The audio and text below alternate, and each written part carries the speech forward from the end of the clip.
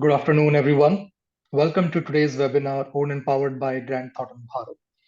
I am Ankur Garg, and I'm thrilled to be your host today for this enlightening session on demystifying the needs of EFQM in the Indian context. Today, we are unraveling the significance of EFQM and its Europe, which is European Foundation for Quality Management, a framework that has been making waves globally. As record says, more than 50,000 organizations across the globe are riding towards success on this framework. Today, EFQM is considered as a beacon of organizational excellence, a roadmap that guides entities towards sustainable success. But why does it matter, especially in the diverse and dynamic landscape of India? Well, we are about to find out that today with our esteemed panelists. So, on the panel, we have today with us Nitesh Jain. Nitesh is a partner with the firm in the business transformation practice at Grant Thornton. He's an industry known expert who comes with 23 years of experience, and he has been an expert for all the top excellence frameworks like EFQM, MBNQA, Deming, and he has been helping various organizations across geographies with more than 300 initiatives in business excellence domain. He's also a strategy advisor and the leader to the board of directors in some large corporate houses and government entities. We welcome Nitesh to this session. Okay, thank you, Ankur. We have our second panelist, that is Anirudha Chakravarty. Anirudh is an industry veteran with more than 27 years of experience, of which the last 19 years have been as a dedicated consultant in business transformation engagement. He is a passionate qualitist with multi-dimensional expertise ranging from business excellence model such as EFQM, MBNQA, as well as Lean, Six Sigma, TPM, and TQM. He's a certified EFQM assessor, trainer, and advisor, and also a Lean Six Sigma Master Black Belt coach and Lean Sensei. His vast experience includes advising, assessing, training teams on multiple disciplines, and for more than 100 global organizations from diverse sectors across the world, which includes mostly types of manufacturing, thermal renewable energy, ITES, retail, healthcare, aviation, and many more. His expertise and skill as a mentor and coach have helped client organization in successfully completing more than 700 improvement initiatives and in total achieve a financial gain of more than 500 crores cumulatively in the last 19 years. We welcome Arir to this session. Arir, you are on mute, I think. Thank you, Ankur, and good afternoon, everybody. Good afternoon, Nitesh. Great. Thank you so much, Anirudh. So, great. So let's start with the first question, which I have for Nitesh. So, Nitesh, I think the audience will be absolutely, delighted if you can throw some light and make the audience understand about the EFQM and its core competence. Yeah. So thanks, Ankur. First of all, thanks everyone. Very good afternoon to all. And to answer the question here, this is the EFQM when I talk about is to me a life concept, I would call. And when I say life concept, it is to address the fundamental core. It is to address the enablement functions and initiatives, and it is to talk about the results in total. I'm not going into the details of the structure of the framework, but we will talk of the fundamental concept, which is to deal with customer focus. That's what the framework is absolutely talking in detail and core. We're talking of an opportunity for leadership to realign, relook, or revise their main cores of vision, mission, purpose, values, and strategies, which boils down to action plans, and action plans again broken down to further mid-term, short-term, and long-term actionables. That's what is the core fundamental of the model. It's an integrated approach that we all know. We are talking of integrating the sustainability aspects, that we are talking of valuing our own people, and people in terms of employees, in terms of the partners, in terms of the vendors, in terms of the communities, all taken together, very, very beautifully laid down, I would say the approach here. The focus is on the result orientation, which means that whatever you do, whatever you strategize, ultimately has to lead to an outcome which is recognized well to the world and communities outside, and fed back to the business for its business growth and gain. So it's not that anything we talk of in the overall scheme of affairs is a standalone left out. Everything that we talk of in the scheme of affairs is to do with an outcome, a purpose, and how we even identify that as a purpose. So that's what we are talking of. We are talking of enablers, which is to deal with policy and strategies. We are talking of your process, products, and services. And the result side is not only that business we talk and if you look at most of these frameworks or models and other would talk on business as a key outcome. Here in the EFQM paradigm, we are talking of societal result. We are talking of people aspects being taken care of. We are talking of your communities being taken care of. And in addition, the business results feeding back to the business. So overall, to cut short the whole story, it's about continuous improvement. It is a very flexible framework which talks of self-assessment as a very clear differentiator. I would say you don't need to get into the depth of the topics, but you can self-diagnose your where do you stand and design your own strategies. It is about holistic perspective, as I mentioned, covers anything and everything that you do in an organization and a business environment. We are talking of globally benchmarking our capabilities to stand amongst the global players and be competitive. Adaptability is a key feature. It's not prescribed to do something which is laid down by somebody else. It is about recommending best practices for you to see the adaptability and adapt. That's what the framework talks about. Stakeholders inclusivity is what I personally like about the framework. That anybody and everyone who's party to your success is a party to the framework adoption and implementation. That's what this framework talks beautifully. And strategic alignment to the whole ecosystem is the base and core. So I cut short the whole story here. To me, Ankur, that this framework is definitely a holistic change. It is futuristic approach. It is something to have a stable organization, and it is something to talk about future readiness for an organization to lots of unknowns, and lots of knowns those exist in the within the ecosystem. So that's what I'll cut it short. Nirud, your views, anything you want to add on before we move on? Yeah, sure. Thank you. Thank you, Nitesh. Ankur, I hope I'm audible loud and clear. Yes. Thank you. Yes, EFQM definitely is to do about anything and everything that is with regards to organizational management.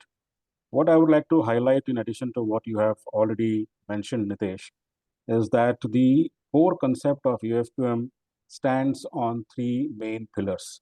And those three main pillars are the direction, the execution, and the results. And what we call as what we want to achieve, why we want to, sorry, first is the answering the question is why do we exist? What is our purpose? What is the direction that the organization wants to take in the short term and long term? And then how do you want to achieve that? That is the execution part. And what is it that we achieve? That is the results part. So the entire synergy of this framework is based on first defining the direction that we want to take, then defining the approaches and the action plans and the executions that we want to adopt in order to walk that direction, and finally come up with the results that we have achieved in walking that direction. And when we talk about direction, like you have mentioned also, is that we are talking about the direction that is defined by the purpose and vision of the organization. We are talking about the direction that is given by the long-term, short-term strategies that are developed and deployed by the organization. The EFQM, it gives you very good guidelines on what the best organizations in the world-class organizations do in terms of setting their direction. And that is, what do they do in terms of defining their strategies, deploying their strategies, stating their visions, defining their purpose, and followed by effective stakeholder engagement, followed by value creation, and then definitely looking at performance measurement and transformation. So these are broadly the guidelines that the EFQM model gives an organization, provides to an organization as to what do the world's best organizations do in terms of guiding them, executing the plans, and then achieving the results. And one main difference that EFQM has from all other models is that EFQM lays 20% weightage, that is 200 marks or 1,000 marks, on perception results. Whatever we do towards stakeholder engagement, we may think that we are the best in what we are doing, but remember, friends, that we are only as good as our stakeholders perceive us to be. And that's one clear differentiator in the EFQM, that it lays that kind of weightage, 20% of marks weightage on perception results. What do your customers think about you? What do your employees think about you? What do your vendors and contractors think about you? What do your governing and business authority entities think about you? And what does society think about you? So that gives you a really holistic picture about what is your existence in the community, in the ecosystem that you operate. I think that's a very significant demarker or a unique proposition that comes from you. Definitely, I think very, very nicely put together in summarize, if I have to say, it's a holistic framework that cover every aspect of the business. But like you mentioned, Anirudh, there are other frameworks also which also have a similar kind of framework. It's pretty much similar, and there is a unique perspective of the perception that is there in EFQM. So, is there any other thing also you would like to highlight, or you think that sets EFQM different, or maybe in a better way for the today's business landscape? And see, one more aspect that a lot of organizations and heads of business excellence they keep asking and querying on that we have got TPM, we got TQM, we got so many ISO, we've got QMS, we've got so many other frameworks, if I can call it, or guidelines or kind of models that are there. So where does EFQM fit in? What I'd like to highlight over here is that while each one of these models or frameworks or guidelines, they have their set agenda. So ISO has a set agenda, TQM has a set agenda, TPM has a set agenda, where one would be plant machinery excellence, maintenance excellence, operational excellence. But EFQM is all about how do you manage these frameworks in an integrated, aligned, and an efficient way. So you may very well have a TPM initiative, you may very well have a Lean Six Sigma initiative, you may very well have continuous improvement initiatives, and they sit within the framework of EFQM, because in EFQM, when you're talking about continuous improvement, so EFQM says that do you have a culture for continuous improvement in innovation? So having a Lean Six Sigma initiative that complements that element of EFQM, that needs an organization to have an environment for creativity, innovation, improvement, and all of that. EFQM says that do you have a structured mechanisms for understanding customer requirements and running seamless processes throughout the organization? That's where ISO comes in. So if you have a well-defined ISO, that complements the factor of EFQM. So you take any one of those systems that are there, they are not sitting outside EFQM. EFQM is that holistic model that enables you to integrate all these different systems in creating an efficient workplace where you have process management, you have improvement management, you have customer management, you have vendor management, everything just gets integrated into one holistic structure of EFQM. Perfect. I think you actually answered one of the question from the participant. Mahendra K. Shukla actually asked, what is the silent feature of EFQM and how we are putting these standards aside? So I think, great, thank you. Another question I have, Nitesh, for you. So you've been working with most of the leadership team, and especially into quality management. You have such a huge, involvement.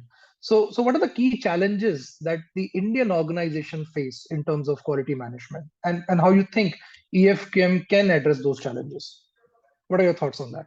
I think, yeah, that's a good question, Ankur. In fact, this is a question which has been debated multiple times in multiple forums. And I was recently with one of the IAS officers lobby and a forum, I would say, with them, where we were debating that how a concept of EFQM is applicable and should be applied to the Indian context.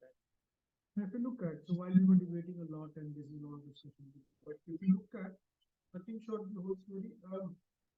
Sorry, Nitesh, you're fading. Could you just come forward? Fading. Yeah, is it okay? Yeah, better. Better.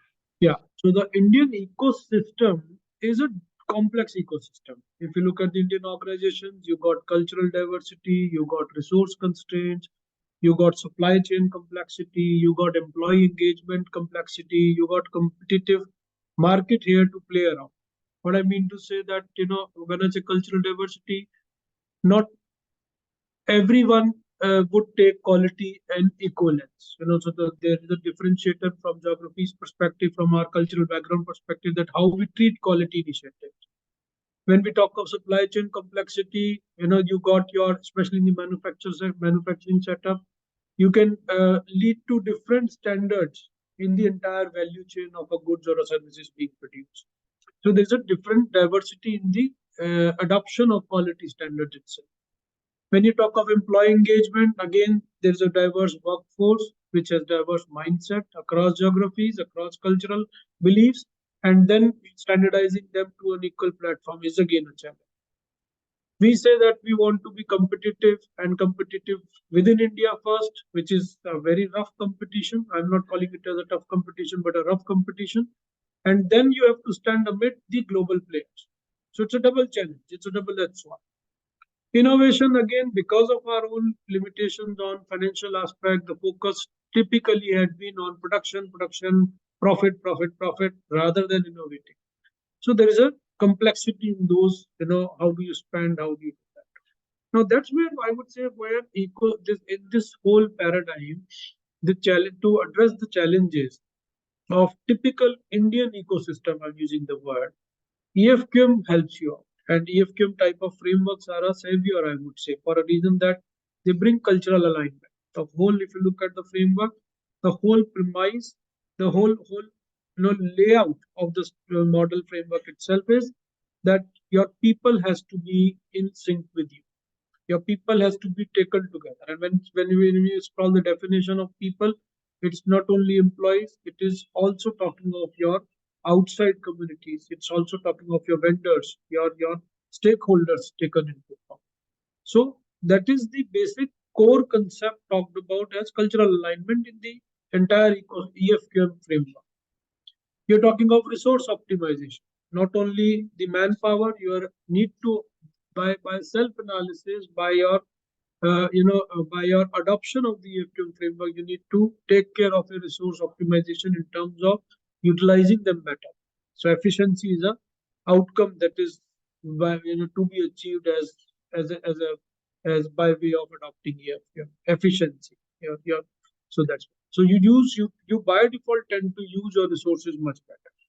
We are talking of regulatory excellence. So your compliance possibilities to regulatory aspects, to statutory aspects, to your own, maybe as a vendor if you're working somewhere. So to your contractual aspects is by default elevated when you talk of EFQM best practices to be adopted. And the most beautiful part that I talk about is the entire, this supply chain. So it's when you say EFQM is holistic, and it talks about holistic perspective, including their criteria like partnership and resources, helps organization challenge in managing their integration of the quality standards. So we are talking of that in the Indian context, the diversities, the complexities which prevail are well addressed by adoption of the EFQM best practices. And to the extent that your employee involvement is better synchronized, your employee performance is better optimized, your stakeholders involved confidence is elevated, your community's perspective of your own organization and brand improves to a greater value. That's what is required in the Indian ecosystem today. Continuous improvement, innovation are not usual words that we hear in our organizations. And especially I'm talking of those homegrown Indian organizations or the PSUs or the government organization, departments here. So we don't talk and bother much on the continuous improvement. But now is the time because If our global agenda is make in India, made in India, or to be digital India, or to be better India, then this has to align to the fact that you need to now focus and invest on continuous improvement, which is an ongoing journey in EFQM paradigm. You need to invest and be conscious of the innovative ideas. Those must prevail, those must first be identified, must be then shortlisted, must then prevail, and then enable the businesses to do better. So that whole innovation life cycle I would call, which has been a missing element to my experience of working with the industries here, is now the time to be addressed by EFQM adoption. So that's an inculcated DNA I would call to the whole framework. And of course, then we are talking of benchmarking for global competitiveness. You stand not only amongst being the best yourself, you stand as being the best globally and amongst the global players. So you stay, you adopt it, you achieve it. You are amongst the Bosch, you are amongst the BMWs, you are amongst the top leaders that you talk that you would want to adopt day in day out. And yes, then there are other benefits that goes on, which is on the strategic planning per se, which is to do with your mindset and belief system and other, which is very relevant to the Indian budget. So the point I'm trying to make here is that when we debate and when we look at the framework, it's the most appropriate time to adopt it. See, till now, in an Indian and this was the question I was asked in one of again the forum that if EFQM has been doing wonderful for 50,000 plus organizations across the globe, why was it not a hot cake in India? So the question to the honest answer is that when I was launching this in India, we were trying to bring the EFQM Global to India and really release this to the Indian audience. We said that we did study about what is the preparedness of Indian organizations today and what was the preparedness of Indian organizations 3 year, 4 year down the line. So if you look at, there's a drastic change in the mindset. Till now, most of the homegrown organizations have been struggling to create output, be it service, be it manufacturing, be it product. Now is the time we are talking for the first time ever, confidently, and thanks to our governance here, that for the first time we have started to talk about confidently competing with the global players. So there's a huge shift in the mindset that has happened at the leadership level within the country, and that is what the leadership and the CXOs of the global organizations are already adopting, and that's what I encourage that the rest remaining masses and all the organizations in the prevailing industrial revolution I would call must adopt so that they are future ready, so that they are able to compete with the global players. I'll take a pause here. Definitely, Nitesh, I do agree. In fact, in a lot of studies we have seen in the last 7 to 10 years, the mindset of the organization of operating has changed significantly. And now I see a lot of leaders are very much focused to get a proper framework. Initially, it was a more of a band-aid solution. Things were happening in pockets. Now leaders understand and they wanted to have a holistic framework where things can done together. And there's a very interesting point you touch about the government of India initiatives like Digital India and Make in India, and I will come to that. But before that, there is one more point which you talked about that some organizations are doing in bits and pieces, and how EFQM implementation can be doable for them. So Anirudh, the question is that there are organizations who are already using some frameworks, right? So how easy it can be for them to implement EFQM, integrate this in their system, and what kind of advantages we can see? Yeah, I touched upon the previous talk that I was giving, that whatever systems that are already being adopted by organizations, they can easily be imbibed into the EFQM framework, a non-prescriptive framework. It doesn't give you a checklist or a kind of a set agenda. Okay? It just raises the bar for you and challenges you to give you that provocation that, hey, you know what? The world's best organizations do it this way. Would you want to replicate that. Now, how do you want to replicate that? Using your own internal systems, using some framework that supports that system. So I said that when you're looking at process management, I would say that, I will use my own internal homegrown process management systems, or I would, rely on a ISO or a QMS 45,000, 9,000, 21,000, whatever, all that entire ISO family. I can rely on them to create my process management structure, because EFQM says you need to have a process management structure. The world's best companies do that. How do you want to do it? Up to you. So you can do it in your own homegrown way, like Nitesh says, or you can rely on any of the frameworks or the other models that are available.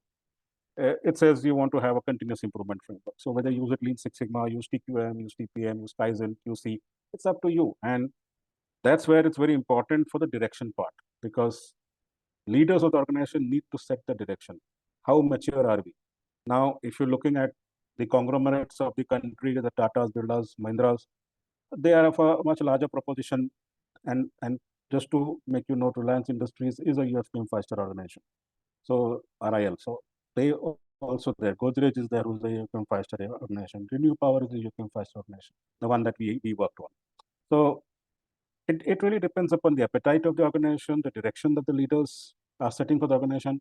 Now, if you are a family-owned business and you're like a 400, 500 crore business, that's where, Nitesh's point of the culture of continuous improvement, innovation is still not taken root, because such organizations are still very profit-minded, looking at maximizing profitization, and sometimes compromising on other things for the sake of profit.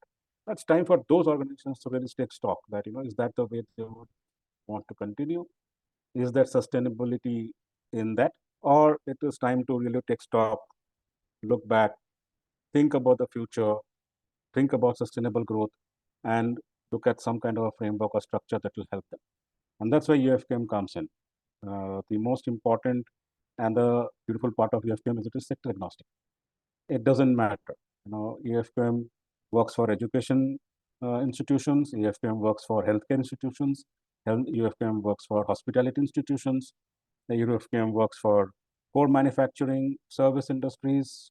So we've got Dubai Electricity and Water Authority, which is the most acclaimed performer in terms of UFQM, which is the PSU, and water distribution and power distribution company.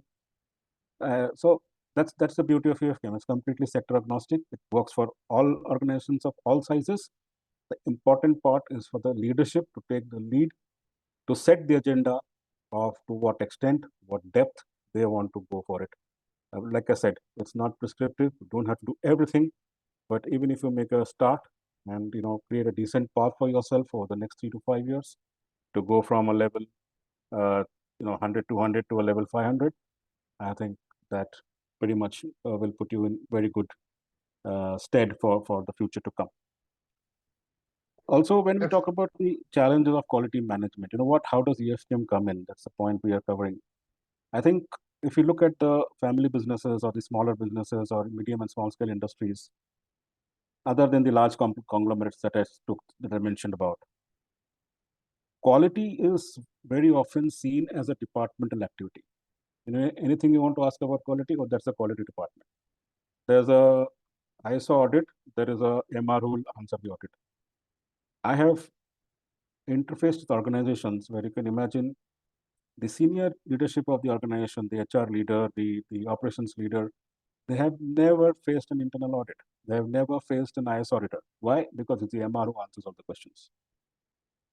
So the problem is that we isolate quality as a department and the rest of the organization doesn't own it. And that's where the big difference. EFQM makes quality an organizational proportion. Chairman to watchman, everybody is responsible for quality in the organization.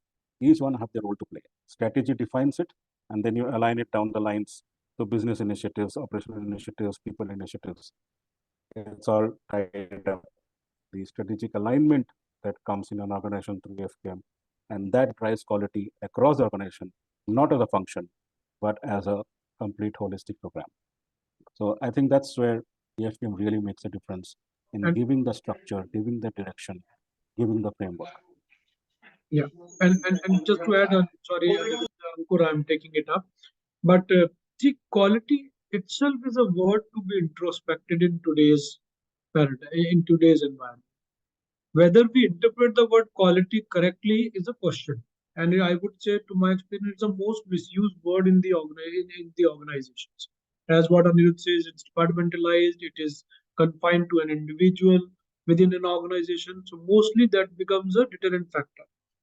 But in today's environment, quality is performance. Now, it is a choice for an organization whether you want to perform or perish. Because if you don't perform against the government, against the competition within India, within the global market players, you definitely will have a setback going forward. So that's what is required. And I think it's not about the word quality, it is about performance. In very simple terms, it is everyone responsible to create that performance within an organization. And EFQM, I would say, is becomes an enabler to help you achieve that objective. That's what it is. Over to you, Ankur. Definitely. Thanks for adding, Nitesh. And coming back to the point, Nitesh, when we talk about the government of India initiatives like Make in India and Digital India, so how does EFQM, get aligned with these government initiatives? See, this is great, and I think why not only government initiative, it is in current context where government is willing to invest and promote and provide facilities and infrastructure and subsidies, etc. It pertains to every large conglomerate, mid-size businesses, and the MSMEs and the smallest of the hierarchies, I would say. So all organizations must look it from a perspective that it is an enabler for global competitiveness. You need to stand amid the best players in the market in your own ecosystem. If you're a small organization, if you're a mid-sized organization, you have to grow with the large ones. If you're already a large conglomerate, then you have to compete with the global players. And that's what the end of the story today. To stand as being the best is again a norm, and that is a zeal with many of the players you see in the market. It is about quality and innovation because you are encouraged by adoption of EFQM, you are encouraged to be focused on that word quality. And when I say quality, I'm talking of performance, your efficiency, your effectiveness, and your own outcomes that is agreeable. And then the innovation element. The biggest part is innovation to do something better, to do something better in a recognized format and keep doing it to be ahead of the competition is a DNA that gets created. And that's the focus of the whole EFQM initiative. So if you look at Make in India, what is the intent here? When you say Made in India, what is the intent here? When you say Make in India, is promoting the organizations to do better. When you say Made in India itself is a proud movement to say now it becomes a brand, Made in India. Today we have seen that most of the product that we use, even gods, our own gods on Diwali or maybe any festivity that we worship, are Chinese made. No, so why not it be made in India? If we're talking of digital India, again is an enabler. So all those enablers require basic core to be corrected, which is global competitiveness, which is again I'm repeating quality and innovation to be considered. The further best part is policy and strategy alignment. By adoption of EFQM, you are bound to be revising, relooking, and realigning your policies and strategies. By virtue of doing that, you tend to align your actionables. And by virtue of aligning your actionables, you have a better responsibility and sense of achievement in what you do as an individual in an organization. So it's a pyramid that I'm addressing here, that while adoption of EFQM, your strategy policy alignment is to be taken care, is bound to be aligned, I would say rather. Your supply chain integration. In the past, if we have seen that the whole value ecosystem for any product or service demands lots of dependencies and interdependencies taken into account. But by virtue of you focusing on running for business every day, you tend to lose that focus of managing your interdependencies, managing your dependencies, and then managing your dependencies on the outside ecosystem. All that is well laid down in this framework where you tend to address, smooth run, and realign your whole outcome with respect to the supply chain. I'm using this value supply chain, eco, in the production of goods or services. Then comes that it goes beyond. If you look at the third dimension, it is not only talking of your internal prerogatives, which is your people, your machinery, your godowns, and your supply chain. It's also talking of sustainability and corporate social responsibility. So whether you are using sustainable management practices, which is a need for today and need for future, is again emphasized very well. So there are best practices that encourage you to think more, do more, and demonstrate whether your action is actually translated into some kind of benefit for the organization in a sustainable management practices paradigm. We are talking of your corporate social responsibilities well taken into account. Do you achieve your social goals? Or you even state them correctly for a purpose that defines the need of the community? That's the big challenge. There seems to be some audio issue. Your voice is a bit low. Is it better? Yes, it's better now. So we'll continue with that. That's why I was saying the social goals, are they really aligned correctly? Are they really stated correctly?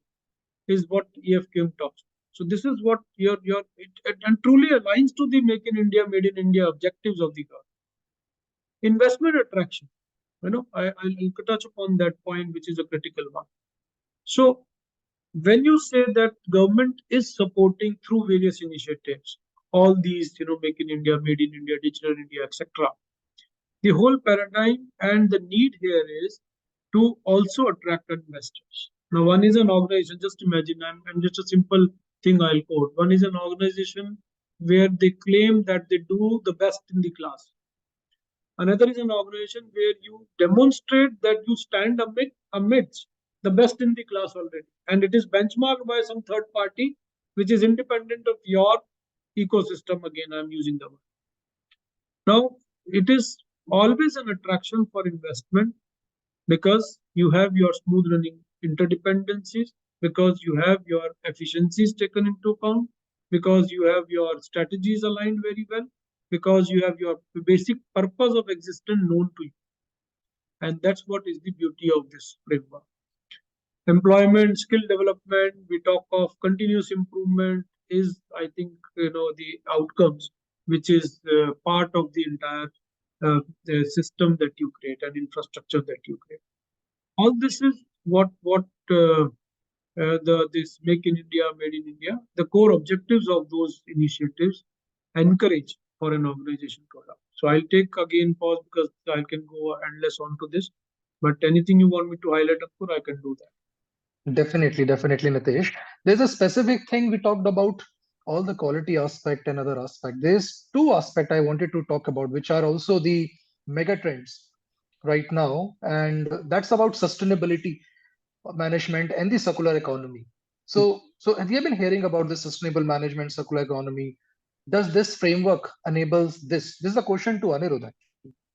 So what do you think, Anirudha? Maybe I can spend a minute here before Anirudh goes, but this is something. Sure. So it's a beautifully asked question, Ankur, because the sustainable management practices are not an isolated need for any organization to adopt. Sustainable management practices is a core concept that even a student at a college or university level should think through and adopt. And what it pertains to is endless because you're talking of reuse. You're talking of why reuse should be academic. Reuse should be at home, at your own places, in your organization for anything and everything that you do. As simple as a tin foil that you use for packaging your food that you carry daily from home should also be reused. Why not? So it's not something exceptional that we are trying to teach through EFQM or anyone. But yes, the EFQM type of framework encourages you to be a better manager, having sustainable management practices in place because the whole framework has designed best practices around it. It also helps you to be a better leader who thinks through not only about the organization, but also is encouraged to think through about the environment, the society outside. We are so you are a better leader. You're a sustainable management practices leader now, I would call it. And as individual in the organization, you contribute on daily basis to demonstrate what you did better. So all these are integrated, cohesively coupled, I would say, key pointers that the framework encourages. And I personally, believe that the times ahead require all this. Individually, we are responsible to make practice to practice day in day out all these aspects of sustainable management, be it life, be it wife, or be it at your home. You have to think. I'll take that pause. Yeah, Going Anirudh, would you like forward, to add? Yeah. I mean, very aptly and very suitably put forward by Nitesh. Sustainable management, future readiness, transformation is is a need of the hour. It is whether we talk about Industry 4.0, Industry 5.0, can go on with the numbers, and but they are not something that we are seeing in the near future. They are here right now, and the EFQM as a framework, as a model, has a central theme. It's not about whether it is addresses it or not. It is the central theme of the EFQM framework, which is sustainable management. And where and how does it come in? When we talk about sustainable management, what does it mean? It means that an organization is able to take care of its today and is able to be ready for the future. That's what we define as sustainable management. That you have processes, structures, and approaches and methods that take care of today's performance, meeting today's targets.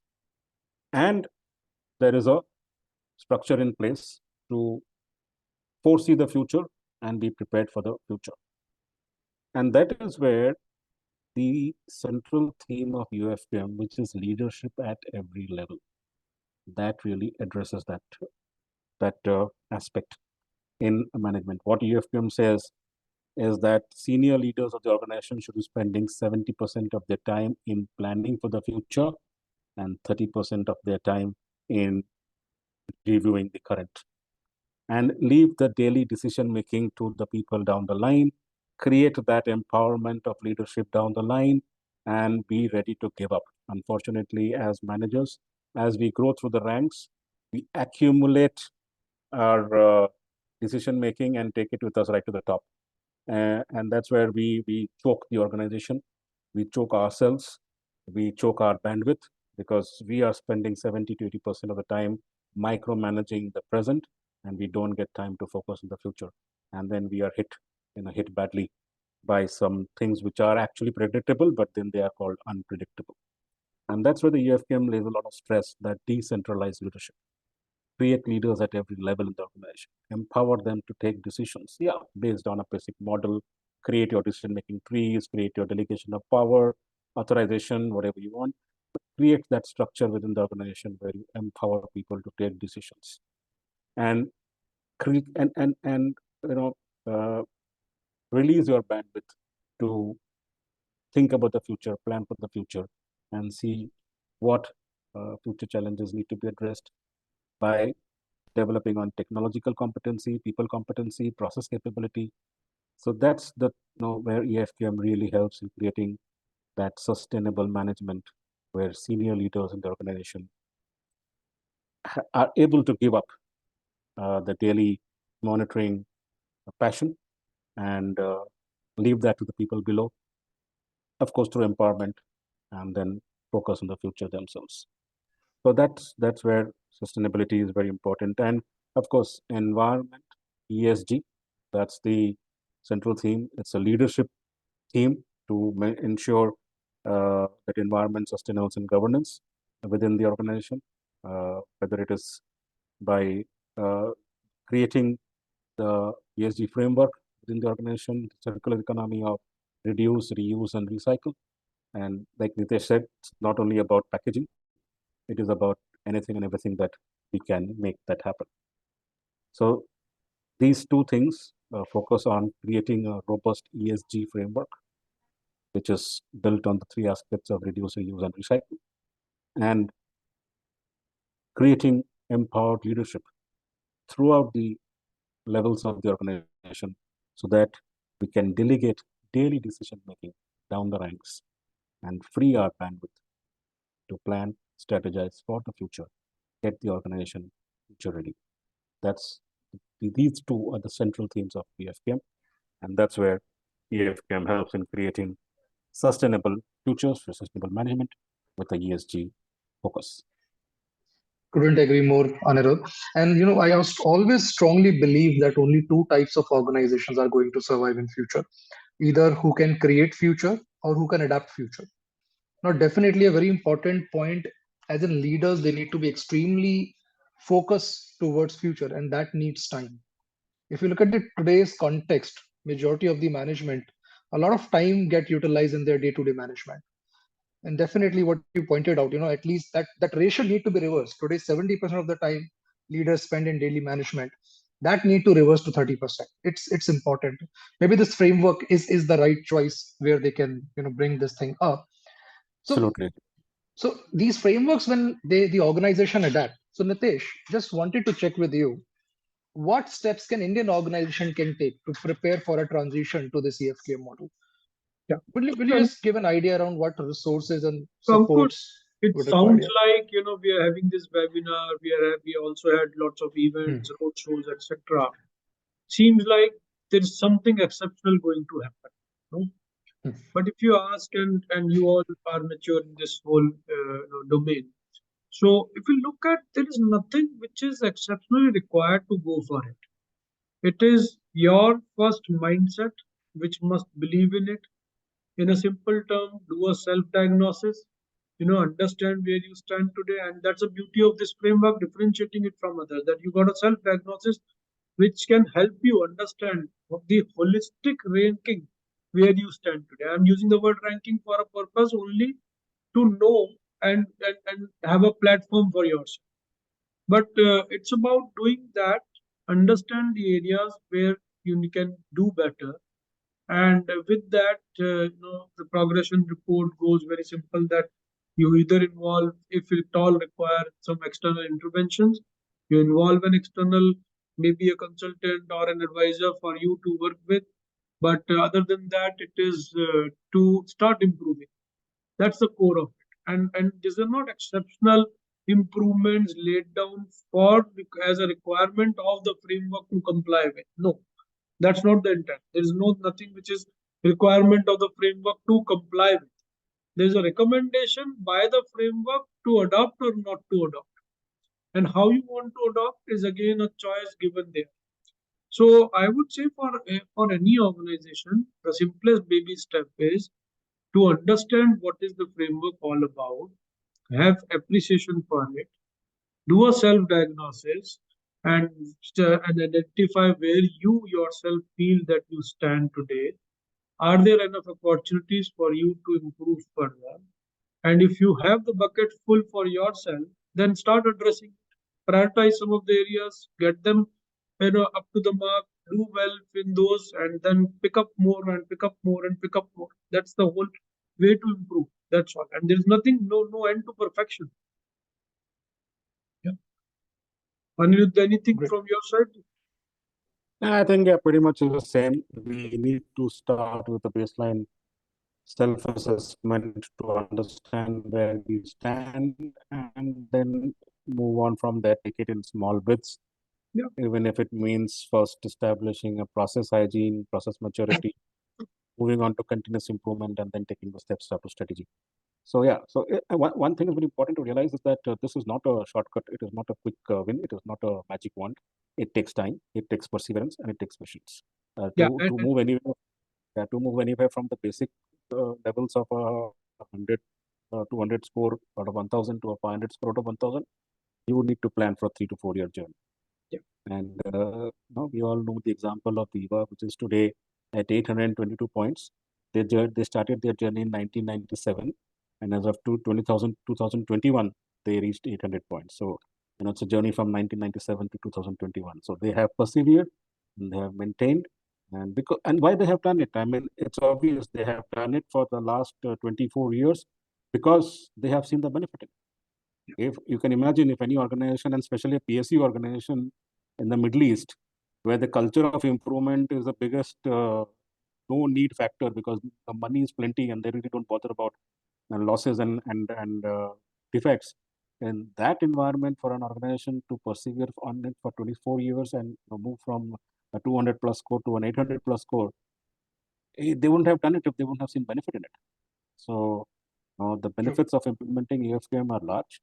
I think we can always publish those to the participants here, but cultural transformation, strategic alignment, predictability in performance, setting targets and being able to achieve them, having a positive ambience among the stakeholders, having a mutually benefit relationship in the ecosystem. These are so many of the benefits that come through EFQM. Thanks, Anirudh. So we were saving last 10 minutes for the participants' question, and there are few questions we have, and I'll just take few questions. So the first question is that says, which sector can benefit most from this EFKM implementation? Anirudh, you would like to take the question? Yeah, there's no favoritism in this. All sectors can benefit equally from EFQM. It is more about, it doesn't even depend upon the size. You have, like I said, even universities and colleges that implement EFQM, and you have Siemens Global that implements EFQM. So it goes from all sizes and it goes across sectors. Yeah. What is most important? What is your intent? That is what drives it. Great, great. And I see there is one more question, looks like from management. So I would Nitesh to answer that. So it says, what is the return on investment by implementing these frameworks? Return on investment, simple answer is not to be greedy. No, but yes, on a lighter note, see, return on investment on such initiatives in a tangible and non-tangible terms are both measurable, I would say. But first, to do with non-tangible, it is the culture change. It is the mindset shift, which is clearly visible. It is the accountability which Anirudh talked about that prevails in, at various hierarchies and with everyone involved in the organization. When I said interdependency, dependency is taken into account, that means there is a smooth flow of information that we are talking about. So your bottlenecks, your efficiencies, your outcomes, your product services definitely are world class thereafter. So it's one on the subjective note that you see a visible change on ground and visible change in way your employees believe in you. Visible change in terms of your stakeholder vendors and your contractors and your partners look at upon you, and visible change in terms of how the outside communities, the customers, the investors, and the social side of the world looks into. Even the statutory regulators, how do they look at it? Some of the companies, there are prominent examples where you've gained financially in the stock markets, and there are enough data available that talks about that the stocks have improved. There are enough examples that talks about that the investor confidence improved. There are enough examples that talks about that your listings got better, your employee confidence got better, and the NPS scores got increased. So those are on the softer side. I would say not softer, but on the non-tangible side. But on a tangible side, you easily reflect a return on investment which is multi-x of your, what you put in terms of efforts and time and money to build this whole infrastructure. So that's one, because there is a ingrained element of continuous improvement, ingrained element of innovation feeding to the business, and results feeding back to the business. So with that, you have tangible outcomes from a financial gain perspective known to the entire world. That's what. Okay. Okay. So out of many benefits, there was one that was music to my ear, that was like multiple X return. Hmm. So you want to give a number? Is there a number that we can No, expect? I don't think so. Number makes any meaning here, but easily yes, because the bases are not known, so I don't want to quote anything. But You find yourself comfortable with multifold improvement and financial gain, which is visible and endorsable. So that's what I can claim at this stage. Perfect. If you Thanks, want to Nitesh. calculate, if you want to calculate ROI in terms of employee engagement, Hmm. you want to calculate ROI in terms of governing bodies perception, you want to calculate ROI in terms of ease of doing business. I Yeah. mean, those numbers can. So Hmm. everyone does business. Like I always say, there's a forging unit in Noida that does business, and there is Bharat Forge that does business. Both are in the forging business. So the way that Bharat Forge operates and the scale that Bharat Forge operates is for people to see, and how the forging units in Noida operate there are also people to see. Both are making business, both are making money. But there's the difference in which they are perceived and the difference in which they make money or make profits. So I think one of the biggest advantages of EFQM is that it creates that ease of doing business through strong stakeholder engagement, where you become a preferred partner, and that ROI is calculated. You have happier employees with efficient workflows. You have people who are, frustration levels come down, ownership levels go up, and we all know that engaged employees are 30% more productive than non-engaged employees. So put all that together and have mathematics of ROI calculated for any given organization. Yeah. And of course we are almost out of time. So there's one last question, right? And I would maybe Anirudh can answer this thing. So one of the participant is asking that there are many standards that are there, right? And many organizations have implemented those ISO standards and all, but the certificates are there, but the performance is not there. Is that the same case with these frameworks No, also? yeah, I think very good. I was going to think. I thought are going to ask me the same question again. That if I have other standards, how implement EFQM? So I was just going to say I've answered that twice. But yes, this is very good. That other standards they come with a expiry date. So you do ISO, it's every 3 years you do surveillance, and every one of them have something. EFQM does not have an expiry date. Because you can only move forward. Once you move forward from level 2 to level 3 to level 5, there is no path of regeneration.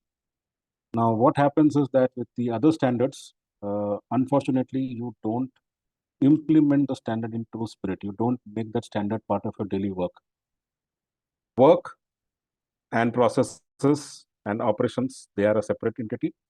And all my ISO forms and formats, they are a separate entity. We all know that before the audit is scheduled, you sit overnight and fill up the formats. And that is why you don't really see any benefit or improvement, because you're not actually implementing things that you have documented for yourself, because you can manage by having a different track for your processes and a different track of ISO. In EFQM, that's not possible, because EFQM is about enhancing the systems with which you work. There is no separate, we don't have any separate SOPs for EFQM. We don't have any separate formats for EFQM. There are no records you have to maintain for EFQM. EFQM is all about how you integrate and manage and develop your systems. Once you develop your systems into an elevated platform, then there is no way of regeneration. So there is no backward, no reverse gear in EFQM, because once you move forward, you have moved on. And you have developed your systems, you've gone more online, less paperwork. So once you have gone online and less paperwork, you cannot stop the online and come back to paperwork. It stays there. So a developed system stays there. You can only grow further. There is no path of regeneration, regression or reverse gear. So once you have achieved a level of quality through FQM, it stays. There is no reverse gear. Perfect. Thank you. And we end the webinar also. Thank you so much for your time to Nitesh and Anirudh. And there are a few more questions that are there, but I assure the participants we will revert all your questions. You can send us your query. So as we conclude this EFQM webinar journey today, I want to express my gratitude to all the participants in this webinar and for your active participation, and to our esteemed panelists for sharing the insights today. What we take away Thank you. today is the EFQM is just a framework. It's a pathway towards excellence, innovation, and you can say sustained success, right? So So I hope our exploration of EFQM principle, its global impact, and its practical application in the Indian context has been enlightening for all of you. As you step away from this virtual session, I encourage you all to reflect on how you can integrate EFQM concepts in your organization practices. And remember, the pursuit of excellence is a continuous journey, and your commitment to implementing these principles will undoubtedly be contributed to the growth and resilience of your organization. So, leaving you with all these thoughts and with this beautiful evening, I want to thank you all for being a part of today's insightful discussion. This is Ankur signing off. Stay inspired, stay motivated. Bye, everyone. Bye bye.